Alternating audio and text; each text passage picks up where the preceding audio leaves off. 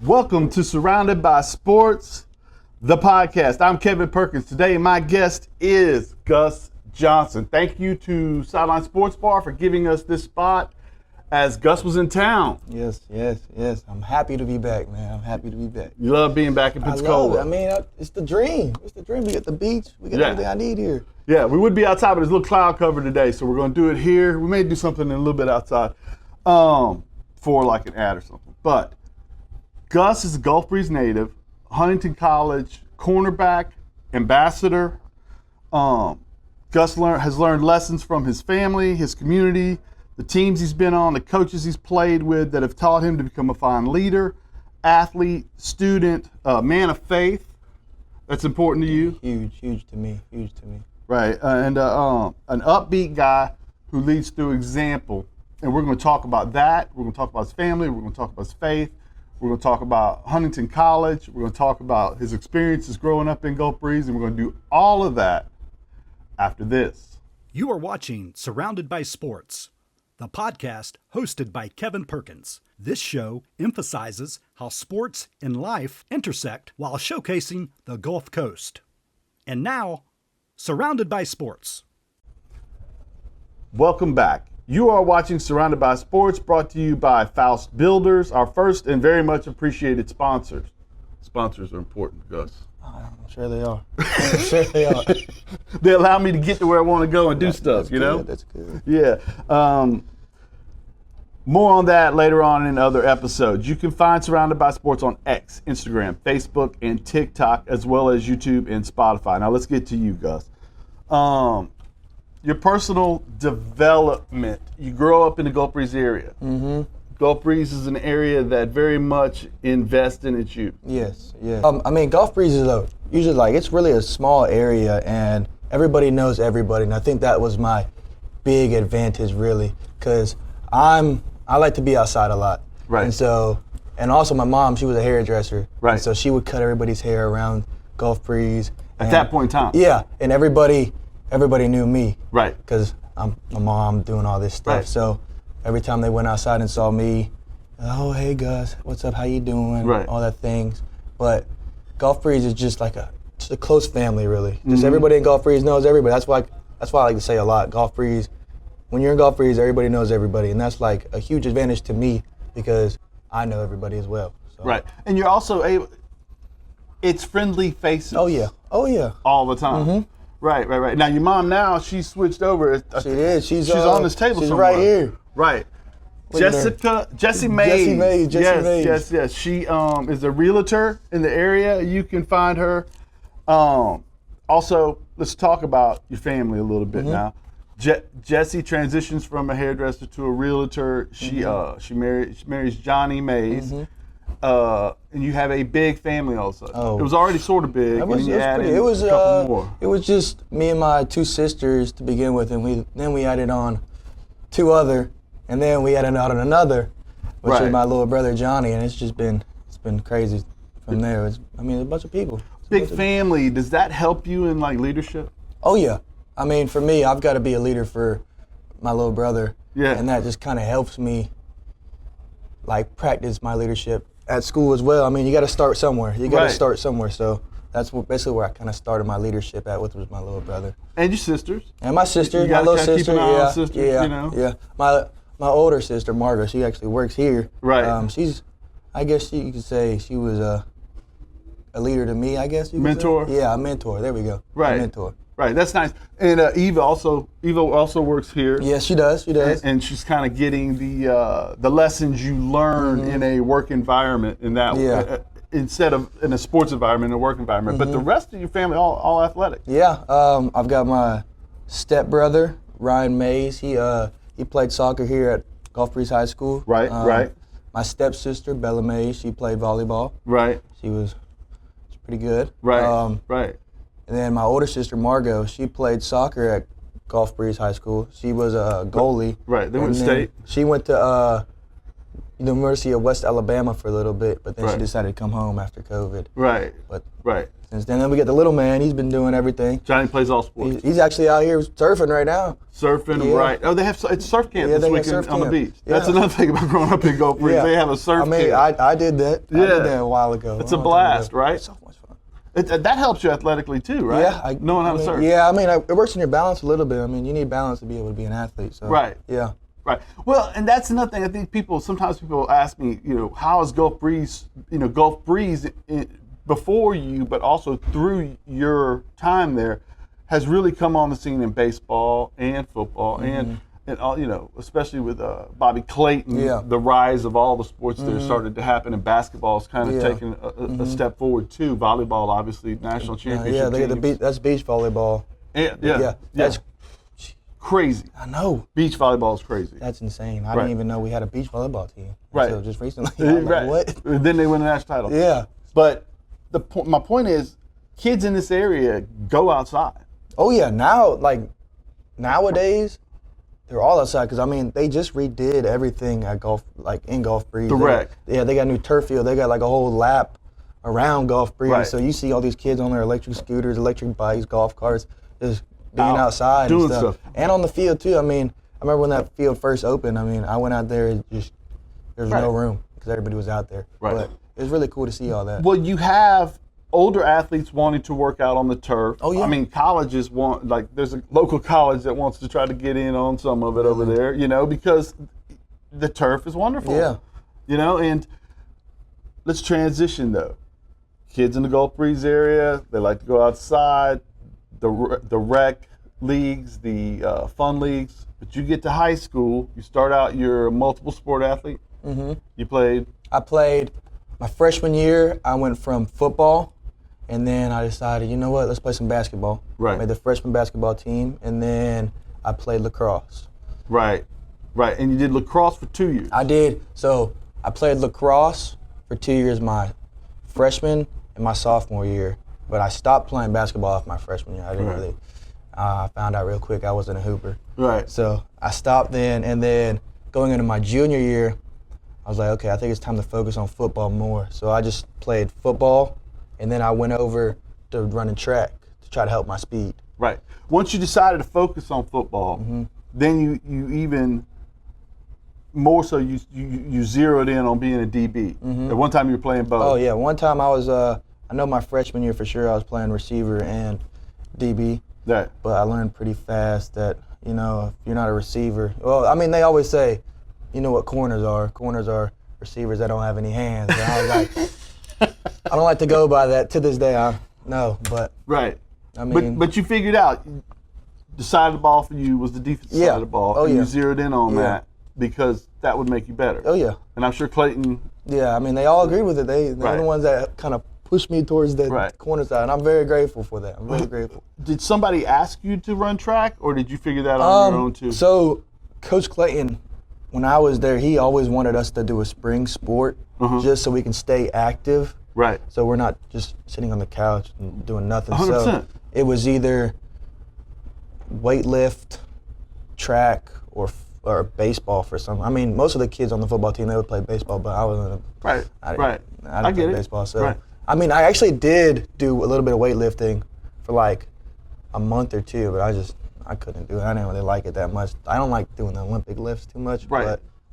But But you got into track. yeah. I Because got into either way, track. whether it be weightlifting or whether it be track, you got to work on being explosive. And it's really nice too, because most of our football coaches were some of the track coaches too. So Right. I kind of already knew what was going on. Now you run. What events did you run? Ooh, I ran a lot. So I ran the 100, the 200, the 300-meter hurdles, the 4x4, the 4x1, and I think that's it. I think I ran 5. Okay, obviously the sprints helped you in explosion, but how did running the hurdles help you in hurdles. football? Man, I know whenever I first started the hurdles, I mean, I had some tight hips. Right. And that's like a big problem of mine, having tight hips. And Well, that you're a bigger guy. And that DB, you need to be loose. You got to have loose hips. You got to be able to turn your hips, move Right. out the way. So I feel like hurdles, that was a big challenge for me, but I'm glad I did that because it forced me to make my hips loose. Right. Right. And so, but also that's an event that requires effort. Oh yeah, a lot of it. You gotta learn. You know, it's also timing, right? One, two, three steps. It's insane. I didn't know all that was going into hurdles, but I got. My dad was a track guy. I've got huge respect for hurdlers now. It's crazy. It's hard. You said your first meet? Okay, so my first meet ever, we was in Fort Walton Beach, and I'm lined up to do the hurdles, and so I'm going. Shoots the gun off. I'm going. I run. I jump over my first hurdle. This other dude next to me in my lane, he jumps it, but he hits the back of it, rolls over into my lane. So basically, I have to jump over him, and then I have to jump over my next hurdle. And I was like, oh my gosh, like what's going on right now? You already nervous? I was already nervous, and then I see him in my lane. I'm like, oh, I hope that's not me soon. I hope that's not me. So my main goal was just to get over the hurdle at that point. Right. Just get over the hurdle. Right. So you play well at Gulf Breeze, but you're not heavily recruited. Yeah. And how did you wind up at Huntingdon College? Huntingdon College. Huntingdon College, so basically what happened was like my senior year, it was kind of last minute decision. I was like, you know what?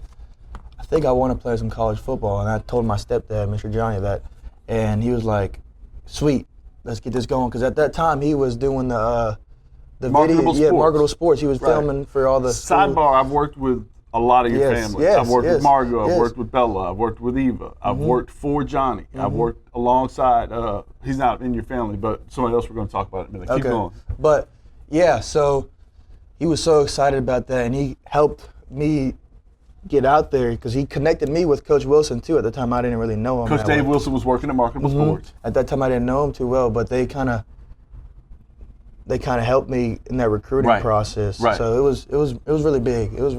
I really liked it a lot that they did that for me. Well, think about it. You're a good football player. You're in a good program. The coaching was good. Green is a good coach. Yeah. Obviously, Clayton is a very good coach. He's gotten the Catholic job now. We expect him to do big things there. He always does big things wherever he goes. Yeah. But you're tall, you're fast, you're a corner, and nobody offers. Yeah.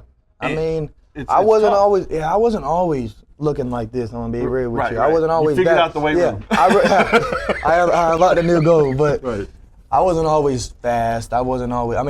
I think I was always kind of stronger than most people. Right. But didn't always have that speed. The height was there. I didn't have the build. Right. But the track helped you. Oh yeah. So you had late development, which also See, a lot of recruiting starts as a sophomore. Yeah. They're really on you as a junior. Yeah. If you're peaking as an athlete as a senior, it's going tough. lower your chances. Right. It's hard, but that's the reality of it. But you found somebody to shop your tape. Yeah. And Coach Dave Wilson, who's the head coach at Lighthouse now, he makes some inroads. I think Dave's probably on a first. First of all, Dave Wilson, wonderful man. Yes. A man like yourself, man of faith.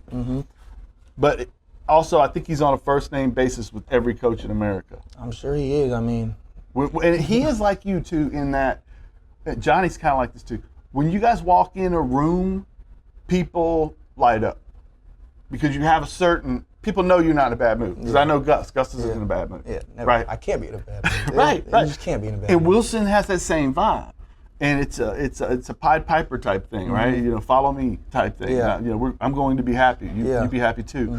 And so Wilson reaches out, gets with Huntingdon. Huntingdon calls you. What did the defense coordinator say? Well, I actually sent out my film as well. I think we were all kind of sending out my film, and I had on Twitter or X now. I DM'd the defensive coordinator, Coach Hicks. At Huntingdon? Yes, and took him a minute to respond, but he was like, 6'2" corner, we can't miss up on this opportunity. So he said, you know what, we'd like for you to come visit, and went up there, visited. As soon as I finished that visit, I was there with my mom and stepdad. I was like, I think this might be the place. Like, as soon as we were done, I was like, man, I love this campus. Right. Because it reminds me so much of Gulf Breeze.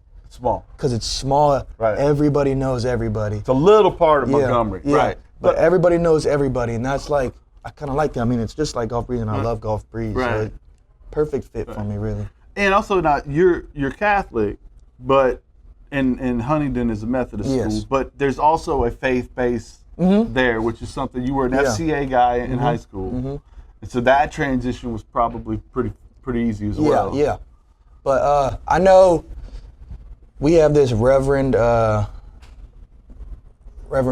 Brett. I want to say that's his name, but I don't really go to most of that stuff because I know they do Tuesday night worships and stuff. Right. But we, as a football team, we do Bible studies together. Right. So I don't really go, and that's for like most of everybody else on campus. Right. But they do that Tuesday night worship, and it's for everybody. I mean, they don't focus on just the Baptists or the Methodists. It's meant for everybody to come in and just kind of learn about God. I mean, they don't isolate one thing. Yeah, no. Right. That's cool. That's what I think is pretty cool about that school as well. Yeah, it embraces multiple faiths, right? Which makes it easier for you to be there, right? But they want you to, obviously they would prefer you be into something. Yeah.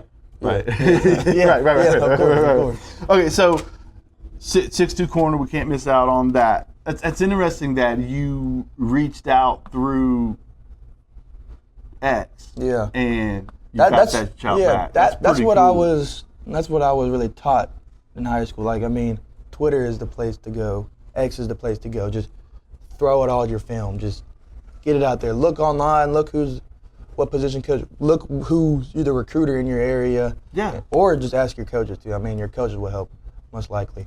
Yeah. So if you're out there and you are a young player that doesn't have a offer yet, listen to what he just said.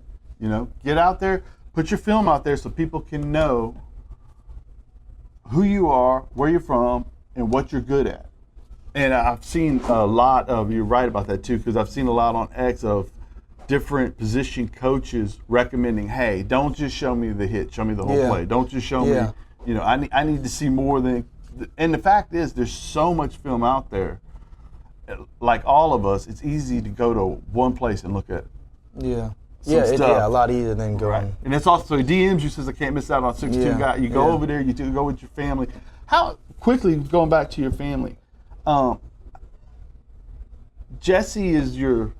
Yeah, my mom. Yeah, she's your everything too. Yeah, she's my world. She's my world. She's done a lot for me for my whole life, and I'm extremely grateful for her, that woman. Well, let's talk about that for a minute. When you are a mom, that's a lot of work. When you're a mom with a lot of children, and some steps, you also have to try to find a way to not only work, she transitions from hairdresser to realtor, but she's also got to figure out a way to have time that all of you know you're important. See, I don't know how in the world she can do that. I don't understand. It's like a superpower of hers. I mean, she always makes time for everybody and everything, and to this day I still don't understand how she's doing it. Right. But I'm all here for it though. I'm here for it. Right. Now we move on, but go back to Huntingdon. Now you get there, and how does it work there early on? Because you're not varsity. Yeah, it's a little different there? Yeah, it's a little different because at our school we have a JV team, which is kind of crazy to hear at the college level. But it's really nice because I mean it helps you develop as a player and as an athlete, and just kind of get to know the playbook as well. So my freshman year going in, I'm thinking, oh yeah, I'm gonna start. I'm gonna be on varsity. I'm gonna do all this. As with everybody thinks that I know as a 100%. Freshman. Yeah. But reality hit me real quick. Yeah. And so I was on the practice squad. We only had 3 JV games, but that was good. I mean, I played all 3. Really, the playbook was. I wasn't all there with the playbook, but. Let's go to spring. Spring is whenever we really slow down and get into the playbook, which helped a lot. I think spring, my freshman year, really clicked for me. That's when I got the playbook down, and then the rest is history after that. You said the defensive back coach did some things to really specifically help you. Yes, Coach White.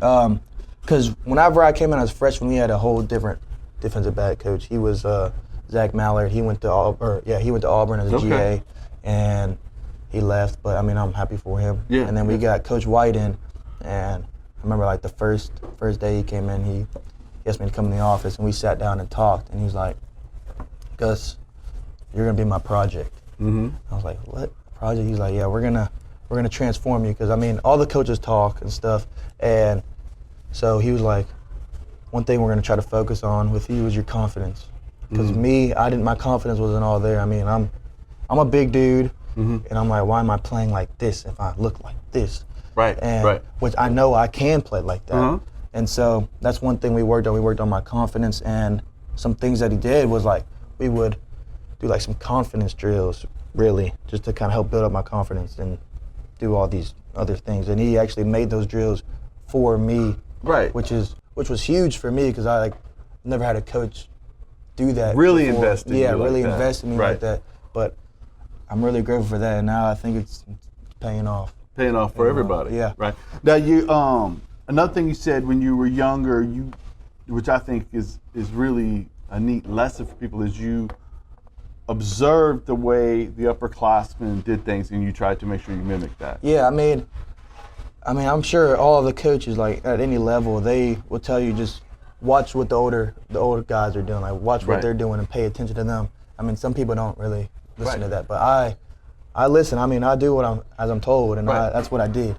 I watched, I observed. Okay, he's doing that wrong. I'm not gonna do that. I'm gonna do it like him because he's doing it right, and all that other stuff. So I kind of just watched and observed. Really, that's what really helped me a lot. Right. Well, you come from I'm sure Bobby influence was hit on that. I'm sure Coach Green hit on that. I'm sure. I feel like Johnny is your stepdad. Johnny is a very intuitive person. He observes people very closely as well, and I feel like that's probably a lesson you got all going through everything. It paid off when you got to Huntingdon. Right. So you've had a good career there. You're looking for big things this year. Oh yeah, yes. I'm excited for this year. It's my senior year, man. I gotta have some big things going on. Right. Got to. Right. Now tell me this though. Let's get back to this. You become well, I'll tell you what. We're gonna take a break real quick. Okay. And then we'll come back. And we'll finish up talking about a little bit about your faith, a little bit about some things going on at Huntingdon, about where you want to wind up when it's all over, okay? Sounds good.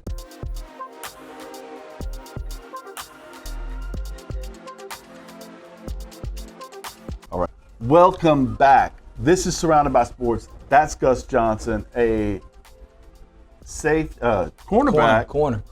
At Huntingdon. Is it trouble if someone says safety? Because you're a corner, right? Yeah, I'm a corner. I mean, you could always say DB. Right. You're big enough to be a safety, though. Yeah, I'm definitely big enough to be. Sometimes I'm big enough to be a outside linebacker. That's pretty neat, though. Yeah. Yeah, that's good. That's good. Okay, so you're watching Surrounded by Sports. You can follow us on X, Instagram, Facebook. Also, this is the YouTube channel you're currently watching. Thank you for watching. Let's get back to you, Gus.